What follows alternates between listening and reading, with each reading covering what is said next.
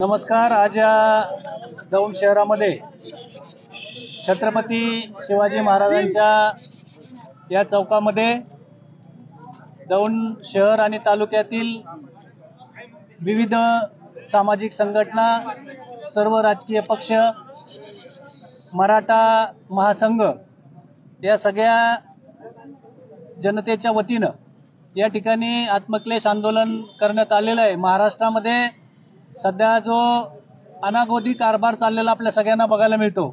विशेषतः बीडमध्ये झालेली जी घटना आहे, संतोष देशमुखांची त्या ठिकाणी केलेली क्रूर हत्या असेल किंवा सूर्यवंशीवरती केलेला अन्याय असेल, छत्रपती शिवाजी महाराजांच्या बद्दलची वेगवेगळ्या व्यक्तींची वक्तव्य असतील, त्या सगळ्यांचा निषेध करण्याच्या निमित्तानं हे आत्मक्लेश आंदोलन या चौकामध्ये सगळ्या उपस्थित सहकारी मित्रांच्या वतीने होत आहे।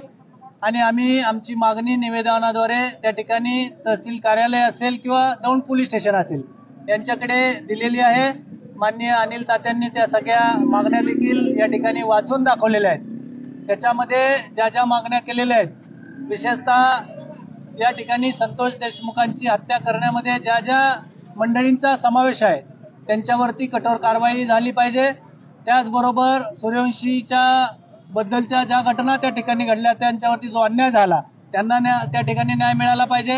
आणि छत्रपती शिवाजी महाराज जे आराध्य दैवत आहे आपल्या भारताचं, त्यांच्याबद्दलचे जे अबू आझमी असतील, कोरटकर असतील, आणखीन राहुल सोलापूरकर असतील, यांनी जी वक्तव्य केली त्यांच्यावरती देखील त्या ठिकाणी कठोर कारवाई झाली पाहिजे, जेणेकरून कुठल्याच महापुरुषाबद्दल अशी चुकीची वक्तव्य कुणी काढू नयेत, त्याची दखल सगळ्यांनी घ्यावी, शासनाने घ्यावी। म्हणून हे आत्मक्लेश आंदोलन आहे।